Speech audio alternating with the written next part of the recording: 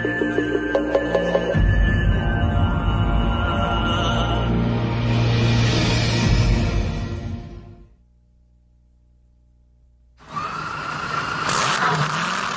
fuel hydros. They're akin to their landlocked counterparts, top fuel dragsters, but in this case, they race over the liquid quarter mile at speeds exceeding 200 miles per hour. A lot of things are the same: the engine, the fuel, the tune-ups, but a propeller and not huge slicks propel these missiles. And unlike an asphalt track, the water can play some serious tricks on the drivers.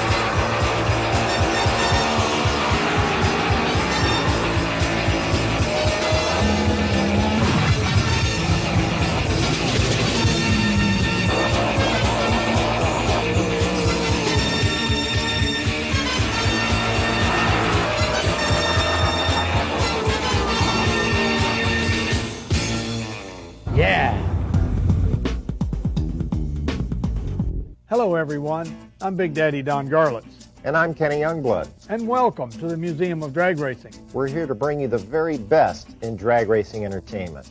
And this episode of Nitro Warriors is called Nasty Boats. That can only be drag boats. Top fuel hydros, in fact, from Firebird Lake in Phoenix, Arizona.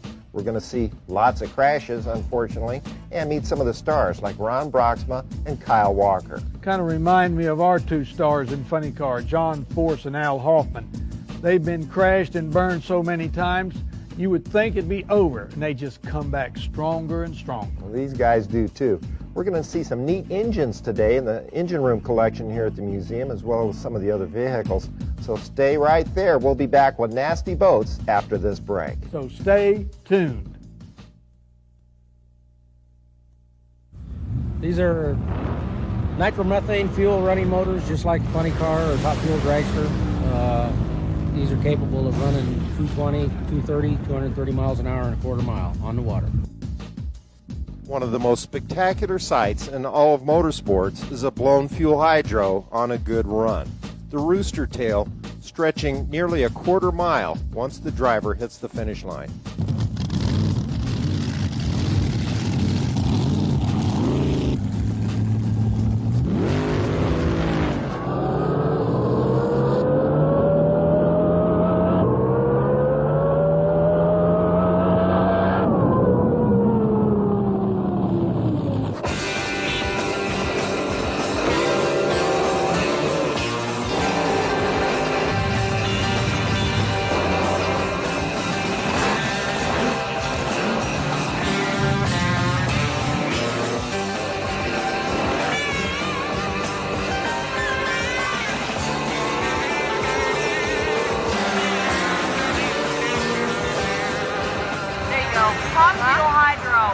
I'm telling you, you have not seen a boat race until you have seen top fueler out here.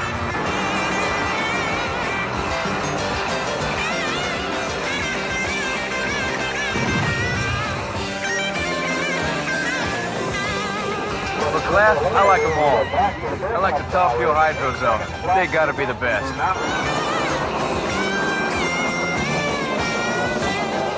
They've got to be.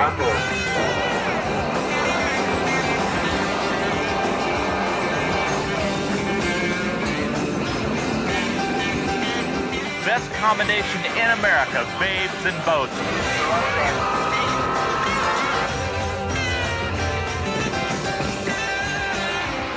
Babes and boats.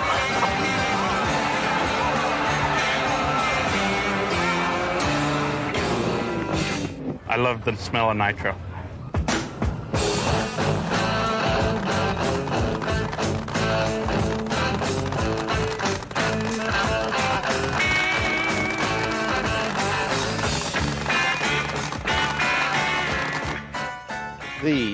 are the nasty boats.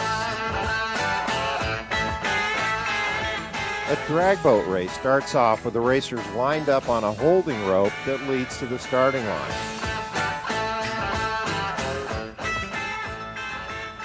One by one, they wait their turn to pair off. Top Fuel Hydros are the kings of the sport, and they're why the crowd comes out. You can literally feel the anticipation, the excitement, the electricity in the air as the fuelers take to the holding rope.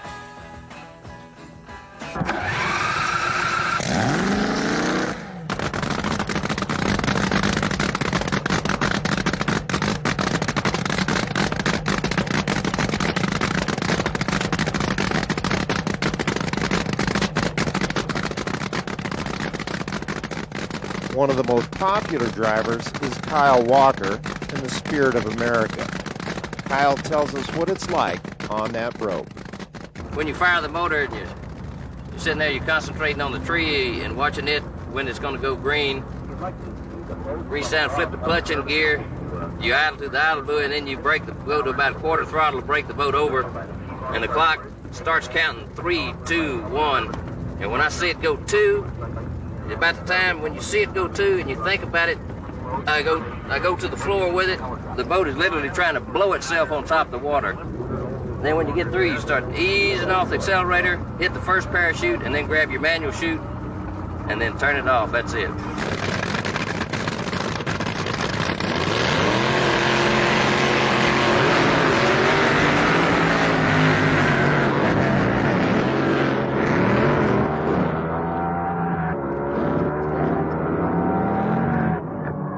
Team owner Freddie Bray has been around this sport a long time and gives us the rundown on the Spirit of America. It's an Aries, 500-inch Aries motor, and you're looking at about 4,000 horsepower. That's about the way it is with any of these deals, about 4,000. The problem is not getting the horsepower, it's getting the horsepower to the water.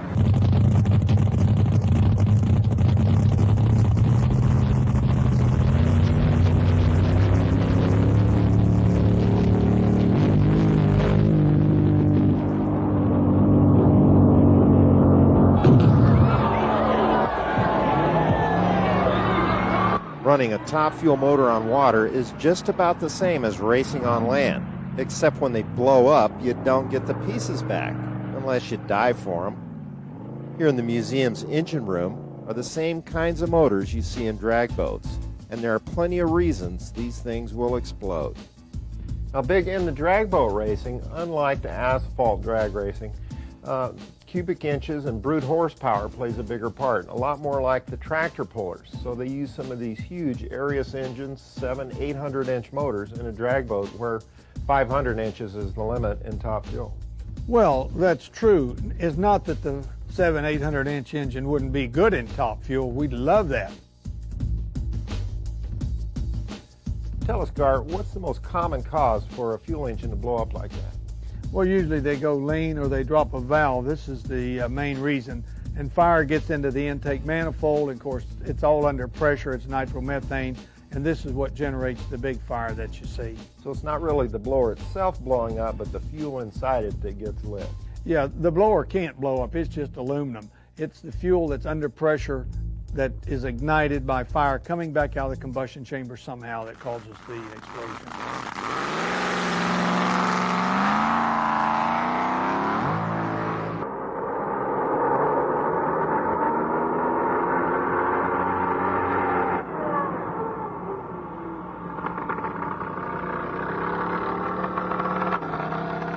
Top Fuel Hydros, there's nothing quite like them on the planet. We'll have more in just a minute. What about Top Fuel dragsters? This is a show about boats, Big.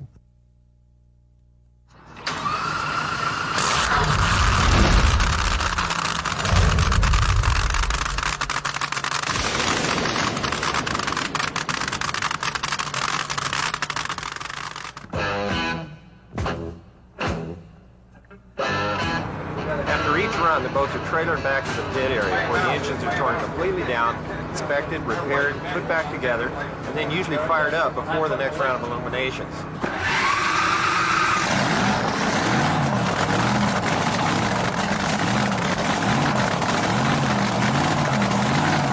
just to put the motor in the boat. So we're hooking up all the fuel lines, oil lines, tightening the motor down, getting everything lined up, and packing the parachutes, and we're getting ready to go to the water.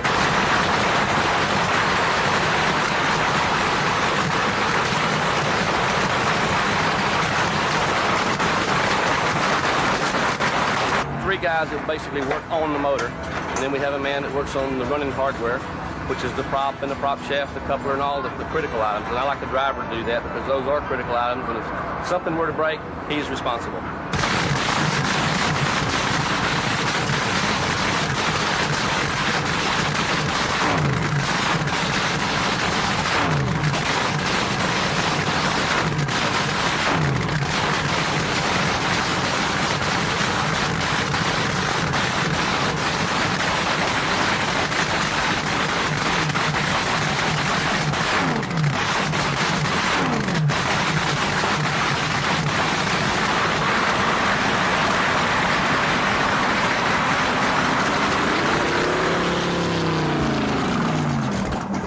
I get drivers a little bit different than most people. Whenever word gets out that you're looking for a driver, what I do is I have a test that they take. The person that scores the lowest is definitely not the brightest, so he gets to drive. Kyle won. All of us get along great. We all work together, and Fred and I, we try to, every time after a run we come in and I tell him what the boat did and how it acted and reacted to the high speed or the leave or the shift or whatever, and then we come back and see what damage is done to the motor. So we really have a good working relationship, and everybody on the crew gets along great, and every time we go to a race we have a lot of fun. Oh, we just love the fast motors on the boats. The noise. And the noise. The noise. And the smell of nitro. It's great. They go really fast.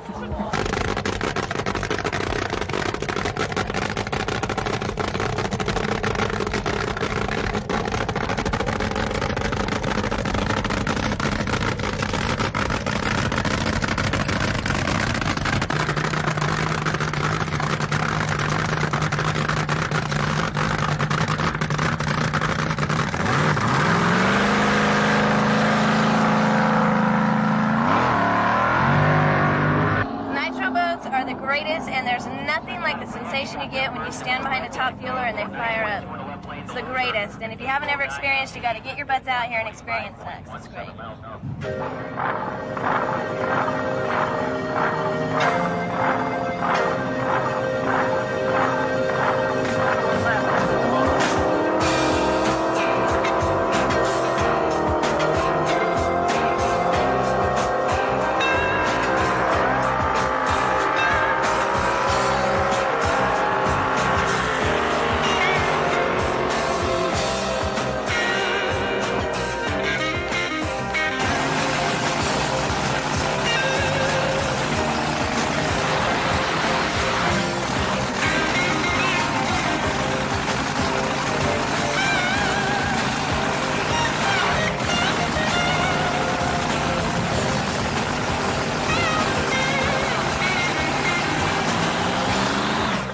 A blown alcohol hydroplane is an engine that's run on methanol for fuel. It's the restriction of the type of fuel that we can use. It's a supercharged engine, and we use a hydroplane for the vessel, unlike a flat bottom or a jet boat. Blown Crazy Top Alcohol Hydroplane, we've only been in the class for 2 years now. We've set 2 IHBA world records in that short amount of time. We come out, we run a good, clean program. We're safe in what we do. We have the capsules now, and it's a very promising sport. You go out there and you watch these boats make a pass, and they're on the wild side every time they go down the track. You're on the edge every time, and it makes it exciting. Well, a boat's quite a bit different than anything anybody's been in, especially a hydroplane, because when you take off out of the gate, first thing, there's so much torque of the motor, and the boats are so lightweight, the fiberglass and the sponsons, everything just picks up on the side, carries it for a little bit, sets back down. About the time it sets back down, you shift, picks up again. About that time, it's all over, and you got to start grabbing things to slow it down and shut you down. I have the same thinking no matter who I run against. Every time I get up there, all I worry about is the flashing light. Flashes, flashes, flashes. When it goes solid, I do the same motions. I close the lid, I get ready, the boat's still idling, and then when it goes out, I just slam it in gear, We idle up to the turning buoy, then I hit it and we go for a ride.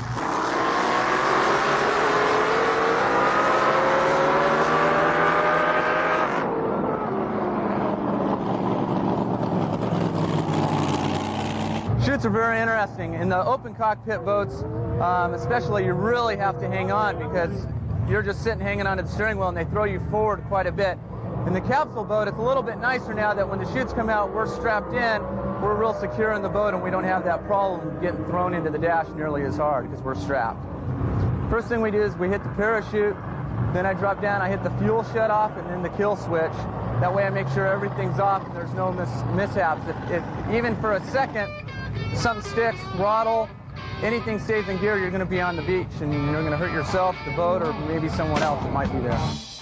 Watch Kyle Walker on the left side of your screen getting really squirrely off the line, and then Ron Broxma gets way out of shape, almost comes over in Kyle's lane. Both boats kicking up thousands of pounds of water in that 100-foot tall rooster tail. Drag boat fans love this sport and come out in droves. Look at the violent action as they try to get the horsepower to the water. Best views from the towers, we see Kyle Walker once again get a little bit out of shape and buried in the rooster tail from Gary Kincaid's Top Gun. Yes, the fans think their sport is #1, even when things go terribly wrong, just like the action you're about to see.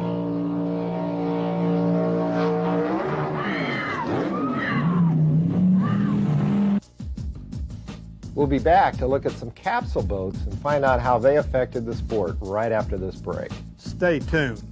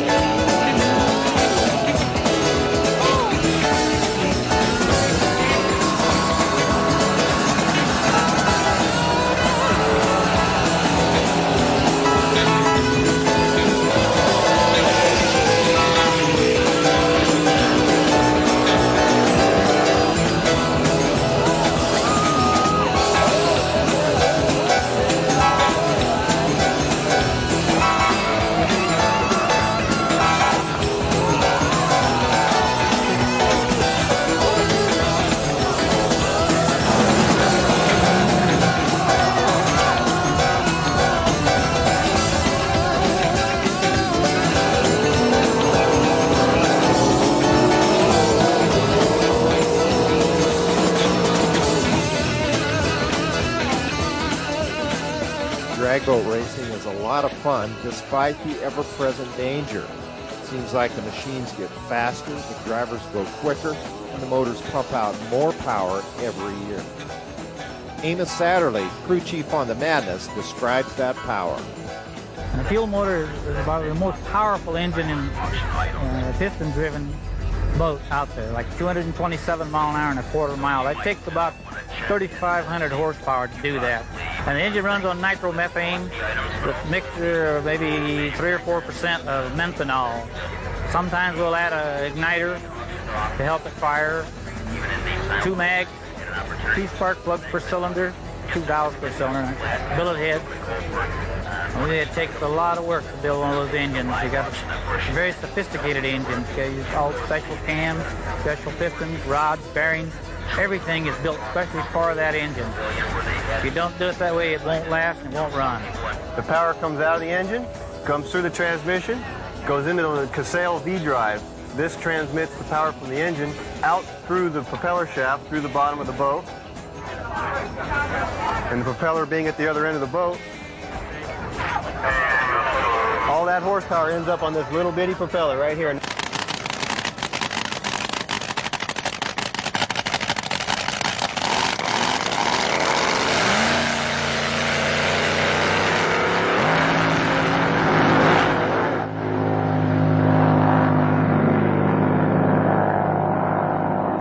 There's so many variables involved in drag boat racing.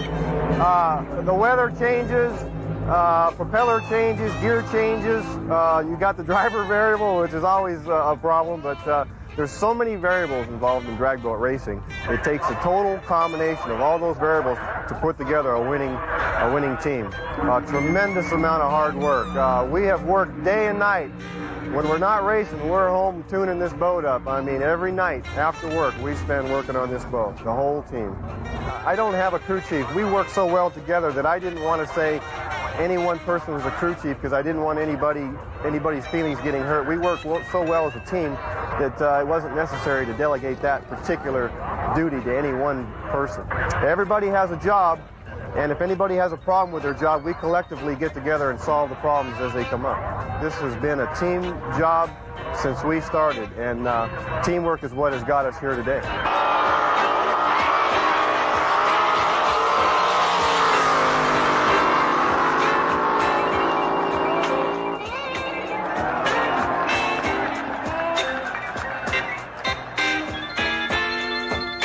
The unforeseen is always there, and crashes take their toll in more ways than one.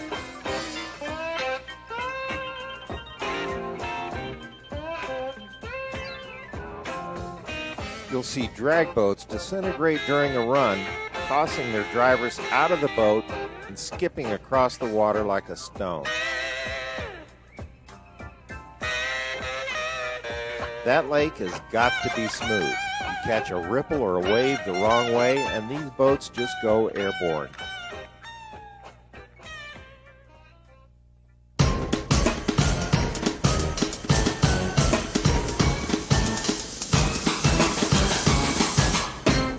Unfortunately, Big, the open cockpit certainly presented tremendous danger to the drivers. In fact, in one year, they lost 7 of the best drivers in the sport. The builders knew they had to do something, so kind of like the streamliner we see behind us here, they started to enclose the driver in a cockpit, actually using the fighter jet canopies on them. And so they even had oxygen in these capsules so that when the boat went down to the bottom, it sent a balloon to the top, told the divers where the boat was, where the capsule was, and the driver could, or the rider could actually stay down there maybe as much as 5 minutes while the rescuers got to them. Yeah, exactly. They were strapped in. These are carbon fiber capsules, very strong, and have certainly made a big difference, and the sport is a lot safer. And just to prove how safe it was, all these crashes that you're seeing on this footage, none of these drivers were seriously injured, and all lived to race again because of all the safety features that have been incorporated into the new nasty boats.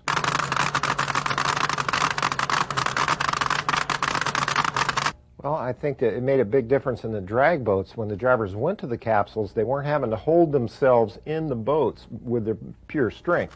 They were strapped in, and they could drive the boats a lot easier and concentrate on what they were doing. Yeah, it makes a lot of sense.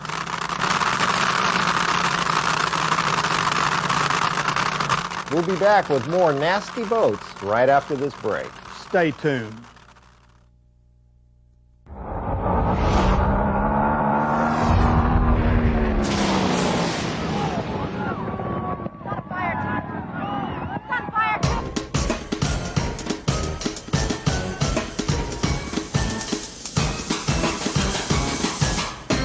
Well, off to the side of the main floor of the museum, you have the engine collection room. There's a lot of drag racing engines in there, as well as some strange motors, some of them also running drag boat racing. That's exactly right. We have a room here. You know, in my career, I always had a spare engine. And usually the engine didn't get used a lot because we didn't blow them up so much in those days. So we'd come to the end of the season, maybe going to put a lot new type of equipment or change a combination.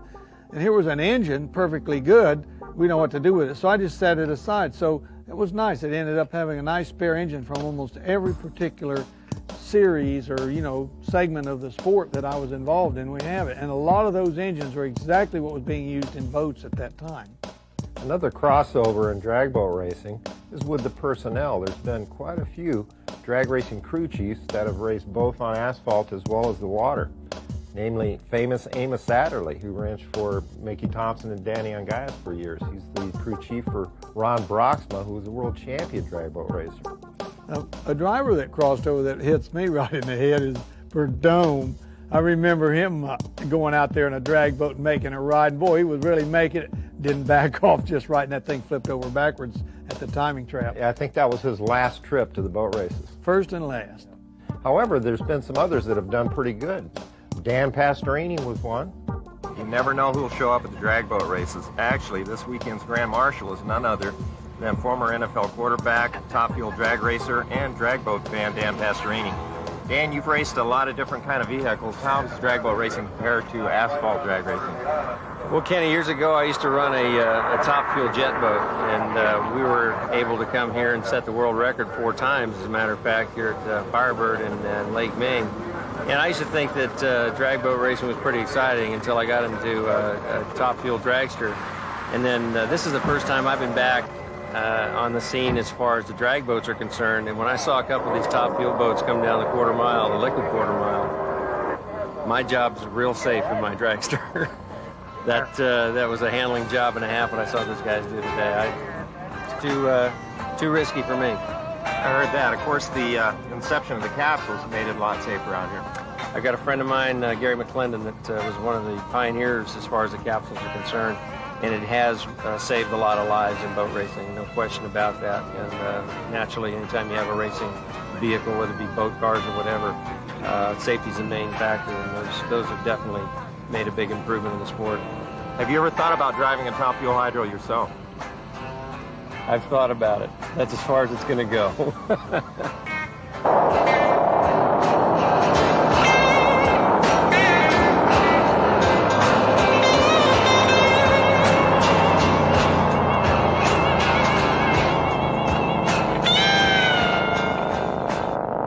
Yeah, you know, we were the first ones that had a totally enclosed capsule. This is the second one I've had. I've been in this thing, like I say, it's my 17th year. I've seen a lot of my friends have lost their lives. A lot of them, marred for life, can't walk, paralyzed, whatever. And I saw the need for something like this, so I helped pioneer this deal, and it seems to be working. And just like you saw that crash a while ago, hey, he's all right. I'm going to shake hands with that guy this afternoon.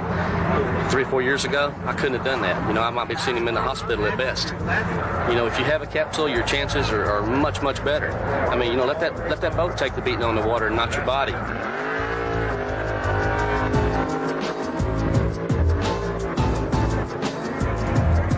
Until he opens his mouth. When he opens his mouth, you can't understand a damn thing he says. Go ahead, come back.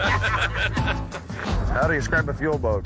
Well, I'm sure everybody, all the viewers at home have seen top fuel cars and funny cars out of the car drag races. It's the same exact engines, same exact power plants. Everything's exactly the same, except it's in a boat and it goes across the top of water. When you put all that horsepower in a 500-pound fiberglass drag boat that's 20 feet long, it gets your attention real quick, and it's exciting as heck. Well, the capsule's done not only just for fuel racing, it's done a whole bunch for all of drag boat racing. As you can see behind me, you sit in an enclosed cockpit with an F-16 fighter windshield at the top of you. It makes the sport extremely safe, You could see crashes. We've had crashes this year. The guys get out and walk away. You're not seeing no fatalities, no major injuries whatsoever. And, when you can have a sport like that where nobody's getting hurt, that's just spectacular. I was racing Ralph Padilla in the first round today. Ralph crashed. Yeah, I didn't see that happen at all. We ran pretty good that first round. I think we ran a 2:10 with a 5:10 elapsed time. So this thing moved down the racetrack real quick. I didn't get to see anything, but I haven't seen any video since then. And but people say that he's up, he's moving, he's walking, everything's fine, he's perfect. And that just goes to show you the safeness when you're inside the safety capsule.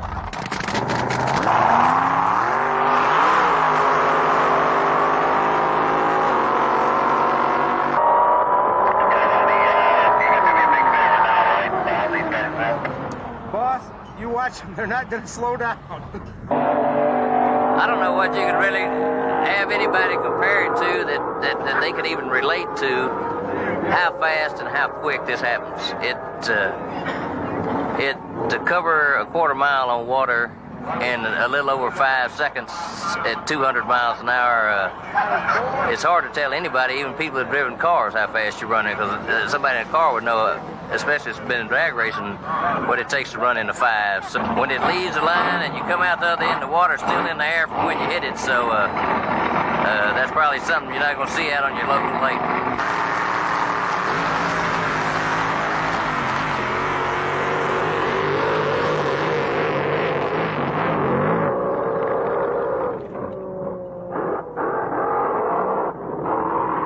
More nasty boats after this break. Stay tuned. Starting, the main thing you got to watch for out here is to make sure all the safety equipment's in gear, all their boats are ready to run, no one catches any cables, make sure the boats aren't sinking, make sure the driver's got his equipment on and ready to go, and after that, the rest is up to the guy at the lights on the beach over there. Once the beach is ready to go, I tell him to fire him up, and we're off and running to the races. In drag boat racing, the chief starter is stationed a little differently than at a drag strip. Here he's isolated on a raft in the staging area. All on his own, it's up to him to spot and fix any problems before they occur.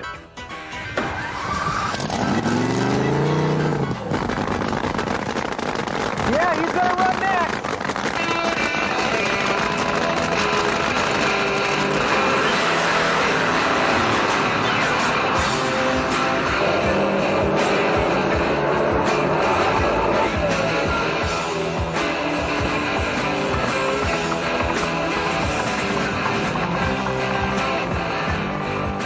I started this sport 7 years ago. Good friend of mine at the time, Cecil Florence, raced the Coors Light Silver Bullet drag boat. I watched him and watched him. I used to come out to the races and he kept telling me, you got to try this someday, you got to try this someday. Once I got hooked, it was all over with. That was an experience like I never believed before. That thing, I've driven other boats before and they were fast and exciting and all that. And I got in the fuel boat and the first thing you do is you hold onto that holding rope down there at the starting line and you start the thing up and the thing scares you to death. You hear that 4,000 horsepower behind you and I thought, what in the heck are we doing here?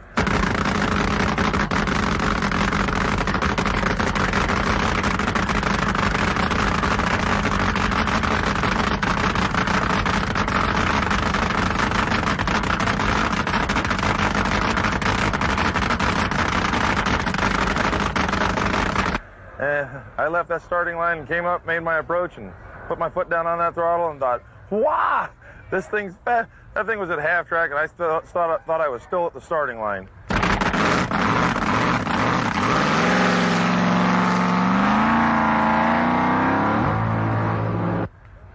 Those boats are fast.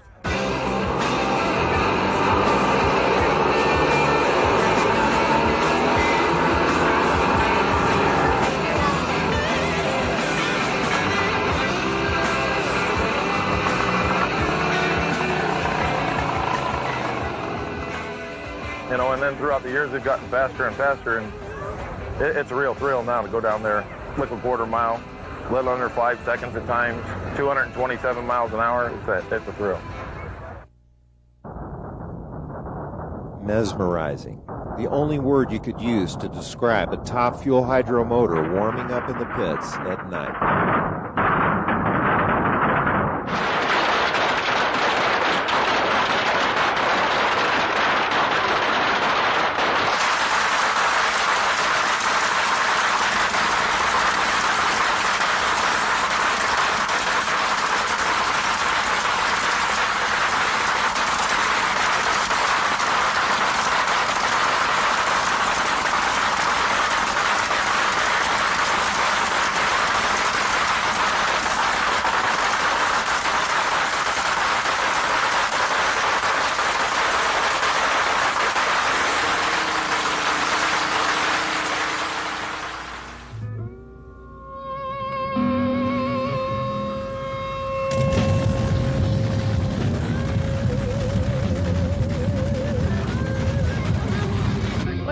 These drag boats, they're outstanding.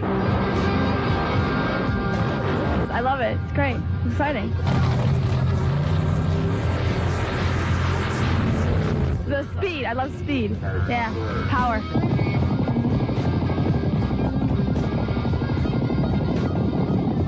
I think it is very exciting. exciting.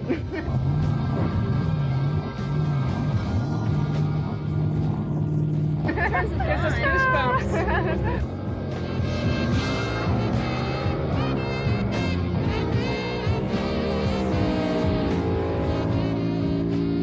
I like boats that go fast.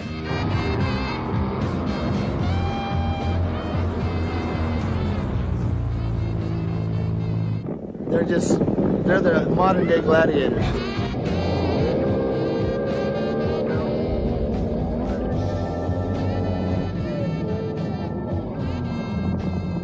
Look out!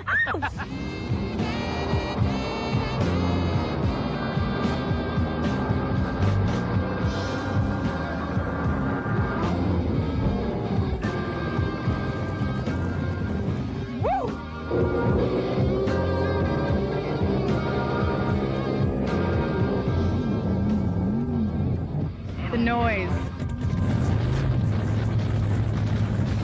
The boats.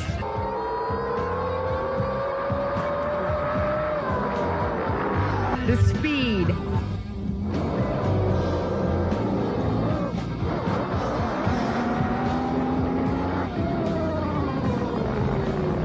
The guy blowing up earlier, I mean, really. We'll be back with more nasty boats right after this break. Stay tuned.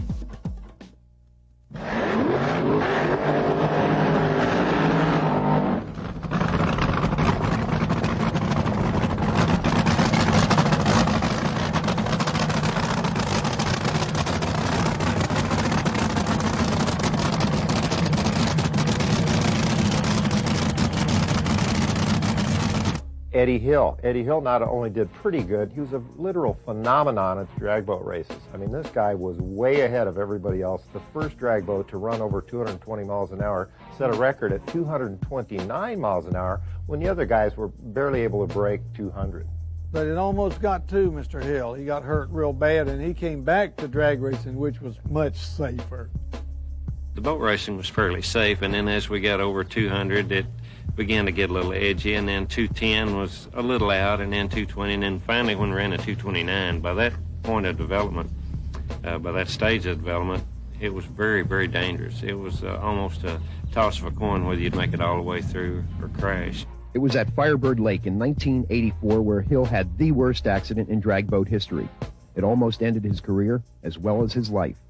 Hitting the water at over 200 miles an hour, he was severely injured from head to toe, with the most serious injuries to his eyes. It happened so fast, the cause remains a mystery. The cause of the accident, nobody knows. We've looked at the videotape of that run over and over, probably 200 times.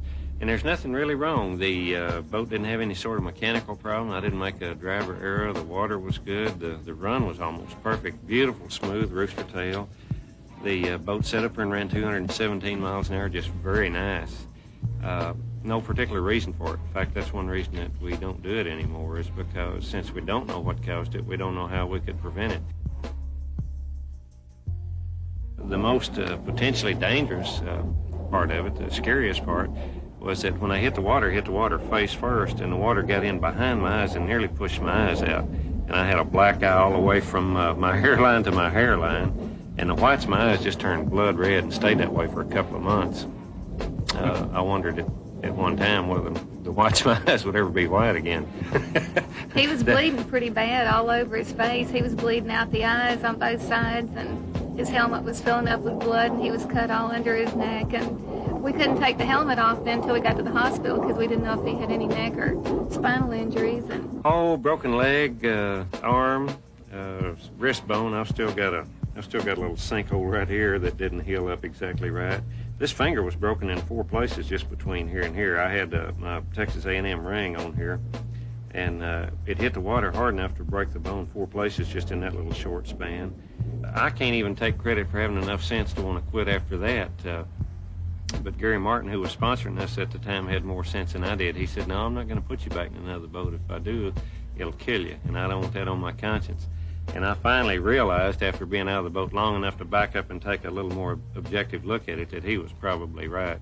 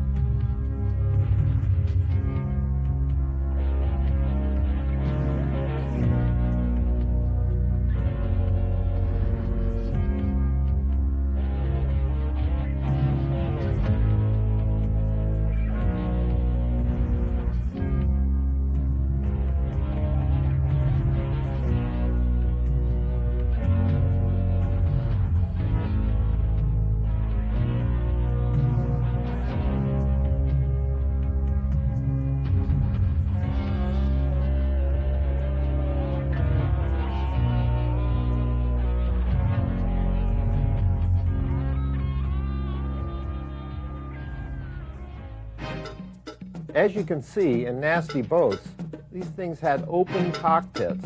That meant that it's just like a pleasure boat. All you had was a steering wheel and a small bucket seat. Yeah, kind of reminds me of the old sprint cars from the old days, not even having a belt. The guys didn't even have a belt. No seat belt. Then they would even put a parachute on their back if they got thrown out to try to slow them down, because hitting that water at high speed is just like hitting concrete. Exactly. It was a nasty boat. In the earlier days, that was the standard equipment, was the life jacket with the parachute to hopefully slow you down once you came out of the boat and hit the water. Well, they wanted to be thrown out of the boat. They wanted to be thrown clear of all the engine and the debris if anything happened, because those things burst into 1,000 pieces, right? That's correct, or the parts would come around and bite the driver. Yep. I'm Bill Farleroy. I'm the owner of Lifeline Marine Safety Equipment. What I have here in my hands is a Lifeline parachute jacket. And what this is that there's a 12-foot parachute in here that's a deceleration device and slows down the driver when he has an accident situation. Down here is a ring that is a kill switch ring. All these race boats here have to have a kill switch, so if the driver's thrown from the boat, the motor will stop running. This parachute deploys in an accident situation and slows the driver down and decelerates them and puts them feet first, face up, safely into the water. What we have here is what is called a static line. This static line, when the driver gets in the boat, hooks up to the boat. In case of an accident, the driver's thrown from the race boat, this static line actually pulls out a 12-foot parachute. This is all done within 1 second from the time the man leaves the bucket seat. Big, these nasty boats are fast, exciting, and powerful, but they're extremely dangerous, and there's probably not a whole lot of prize money up. Why would somebody want to drive a drag boat? The same reason that somebody would want to drive a dragster. There's very few people make any money driving dragsters, and they're thrilling, powerful, and fast, just like the drag boats. It costs a lot of money to do it. But most of the guys out there are doing it for one thing and one thing only. That's the thrill of the race and working on them and being out there, being part of that action. And I think that works for the boats. I think it works for tractor pulling. I think it works for anything. It's the thrill of going fast and being part of it. Yeah, it's a lot of fun. I think, you hate to see people wreck, but, it's like that one that disintegrated.